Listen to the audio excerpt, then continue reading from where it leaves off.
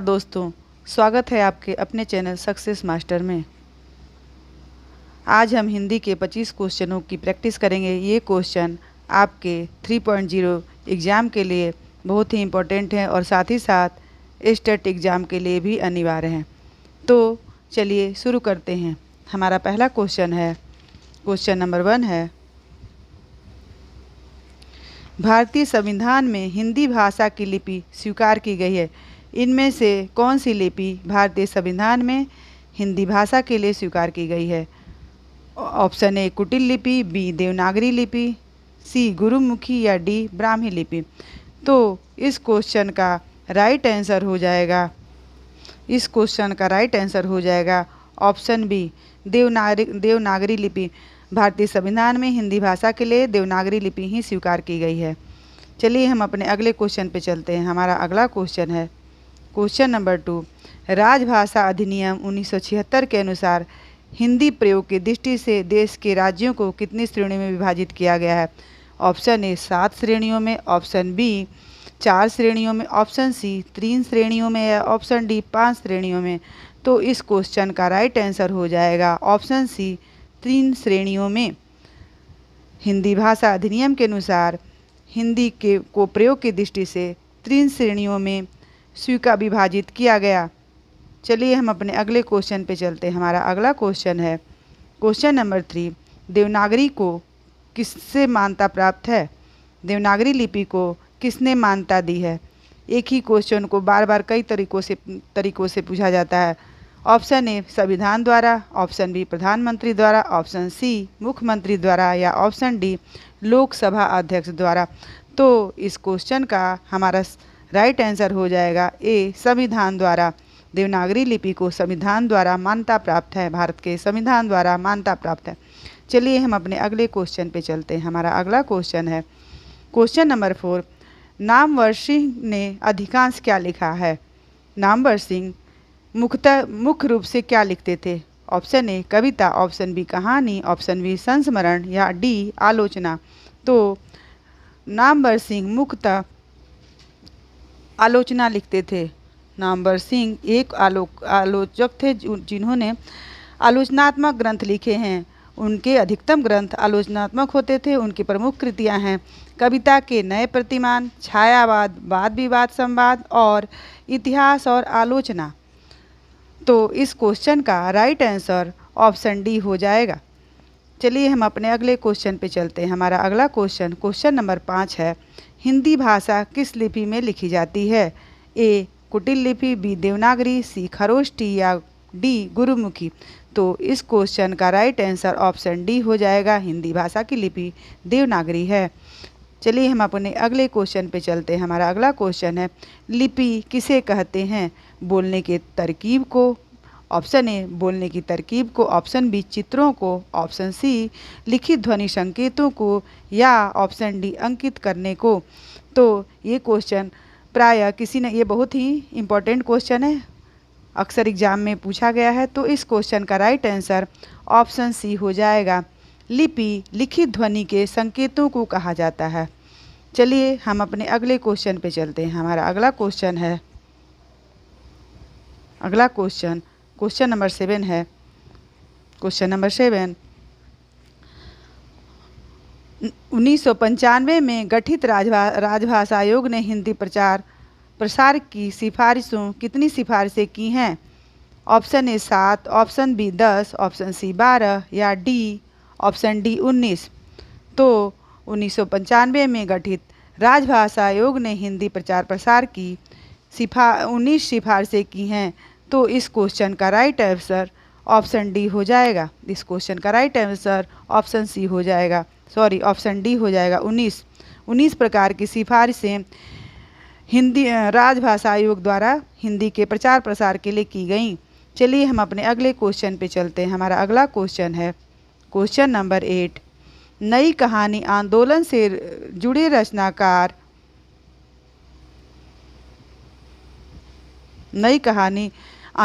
जुड़े रचनाकार इनमें से नहीं हैं।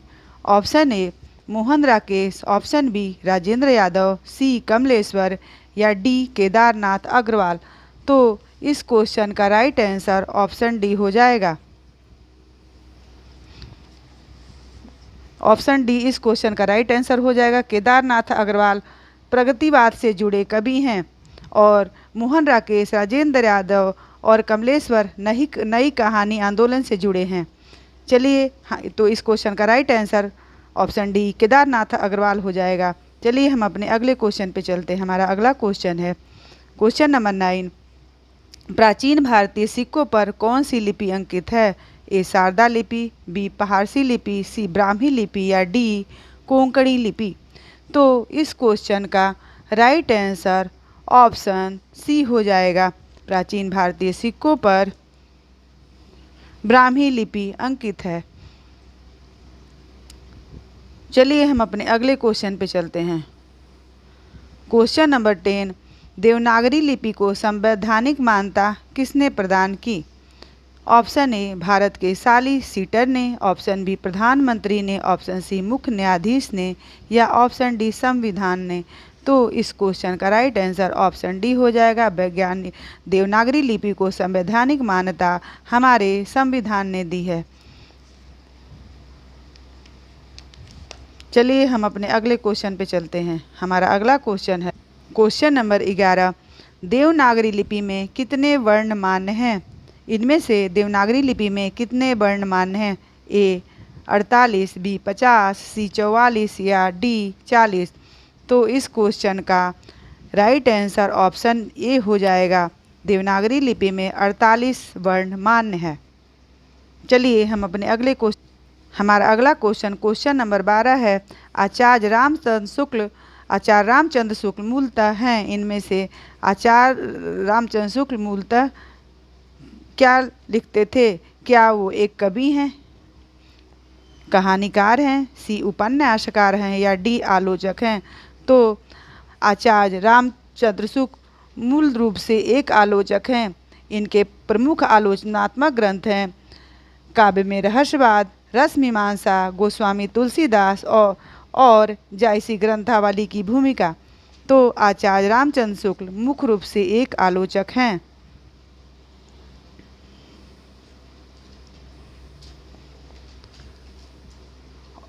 चलिए हम अपने अगले क्वेश्चन पे चलते हैं। हमारा अगला क्वेश्चन नंबर 13 है। हिंदी उद्धारिणी प्रतिनिधि सभा का गठन किस वर्ष में हुआ? हिंदी उद्धारिणी प्रतिनिधि सभा का गठन किस वर्ष हुआ? इसका ऑप्शन है, आपको बताना है। ऑप्शन ए 1887 ईस्वी में, ऑप्शन बी 1886 ईस्वी में, ऑप्शन सी 1884 ईस्वी में या ऑप्शन डी 1888 ईस्वी में। तो इस क्वेश्चन का राइट आंसर हो जाएगा 1884 ईस्वी में, ऑप्शन सी। इस क्वेश्चन का राइट आंसर 1884 ईस्वी होगा।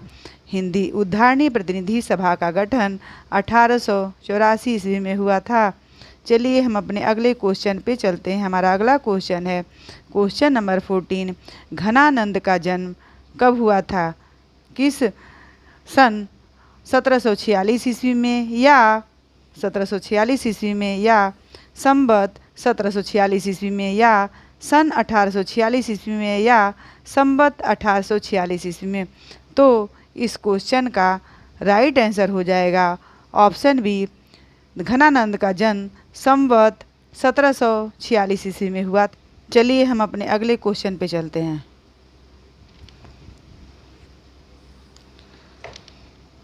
हमारा अगला क्वेश्चन नंबर 15 है। घनानंद की मृत्यु कब हुई थी? ऑप्शन ए सन 1796 ईस्वी में, ऑप्शन बी संवत 1796 ईस्वी में, ऑप्शन सी सन 1896 ईस्वी में या डी संवत 1896 ईस्वी में। तो इस क्वेश्चन का राइट आंसर हो जाएगा ऑप्शन बी संवत 1796 ईस्वी में घनानंद की मृत्यु संवत 1796 ईस्वी में हुई थी। चलिए हम अपने अगले क्वेश्चन पे चलते हैं। हमारा अगला क्वेश्चन नंबर 16 है। नया ज्ञानोदय पत्रिका के संपादक कौन है? इनमें से कौन नया ज्ञानोदय पत्रिका के संपादक हैं? ए मृणाल पांडे, बी रविंद्र कालिया, सी प्रभाकर श्रोत्रिय या डी ज्ञान रंजन। तो इस क्वेश्चन का राइट आंसर हो जाएगा ऑप्शन बी रविंद्र कालिया। रविंद्र कालिया ज्ञानोदय पत्रिका के संपादक हैं। आज बात करें रविंद्र कालिया की, तो रविंद्र कालिया नया ज्ञानोदय भारतीय ज्ञानपीठ नई दिल्ली से प्रकाशित होने वाला मासिक पत्र था। ये मासिक समाचार पत्र था। इसका प्रकाशन भारतीय ज्ञानपीठ नई दिल्ली से होता था और इसका प्रकाशन वर्ष 2002 में ये आरंभ हुआ था और इसके संपादक रविंद्र कालिया थे। नया ज्ञानोदय एक प्रकार का समाचार पत्र था जो कि नई दिल्ली से प्रकाशित होता था और इसके संपादक रविंद्र कालिया हैं। चलिए हम अपने अगले क्वेश्चन पे चलते हैं। हमारा अगला क्वेश्चन है क्वेश्चन नंबर 17, प्रश्न संख्या 17। क्वेश्चन नंबर 17 है लाक्षणिक मूर्तिमत्ता का कवि शुक्ल जी ने किसे माना है? इनमें से शुक्ल जी ने किसे लाक्षणिक मूर्तिमत्ता का कवि माना है? ए देव को, बी मतीराम को, सी बोधा को या डी घनानंद को? तो इस क्वेश्चन का राइट आंसर ऑप्शन डी हो जाएगा। इस क्वेश्चन का राइट आंसर ऑप्शन डी हो जाएगा। शुक्ल जी ने लाक्षणिक मूर्तिमत्ता का कवि घनानंद को माना है। चलिए हम अपने अगले क्वेश्चन पे चलते हैं। हमारा अगला क्वेश्चन नंबर 18 है। ये आपको सही क्रम बताना है। इन कवियों के सही क्रम को बताना है कि किसका कवि, कौन से कवि का काल पहले था। इन कवियों के काल को बताना है। ए रसखान देव पद्माकर प्रताप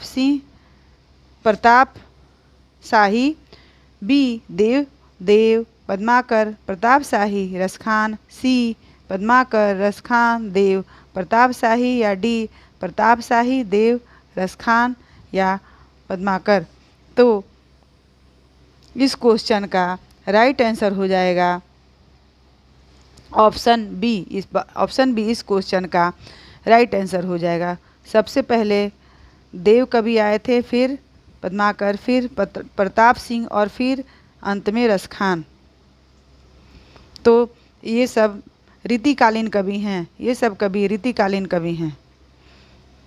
चलिए हम अपने अगले क्वेश्चन पे चलते हैं। हमारा अगला क्वेश्चन है question number 19।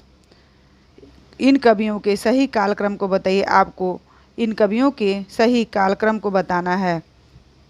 Option A Kriparam Keshav Chintamani सेनापति, बी सेनापति चिंतामणि केशव कृपाराम, सी चिंतामणि केशव कृपाराम सेनापति और डी केशव सेनापति कृपाराम और चिंतामणि। तो इस क्वेश्चन का राइट आंसर हो जाएगा ऑप्शन ए। ऑप्शन ए इसका राइट आंसर हो जाएगा। सबसे पहले कृपाराम का काल है, फिर केशव, फिर चिंतामणि और फिर अंत में सेनापति। तो इस प्रकार इसका सही क्रम हो जाएगा। चलिए हम अपने अगले क्वेश्चन पे चलते हैं। हमारा अगला क्वेश्चन है क्वेश्चन नंबर 20 है। क्वेश्चन नंबर 20 है बिहारी निम्नलिखित में से किस काल के कवि थे? ए वीर गाथा काल, बी भक्ति काल, सी रीति काल या डी आधुनिक काल? तो बिहारी रीति काल के कवि थे। बिहारी एक रीतिकालीन कवि थे। तो दोस्तों आज हमने हिंदी साहित्य के 20 प्रश्नों की प्रैक्टिस की। ये क्वेश्चन आपके 3.0 एग्ज़ाम के लिए बहुत ही इम्पॉर्टेंट है और किसी न किसी परीक्षा में पूछे गए हैं। इस तरह के क्वेश्चनों को आगे और वीडियो में देखने के लिए आप मेरे चैनल को सब्सक्राइब करें और लाइक करें। Thanks for watching.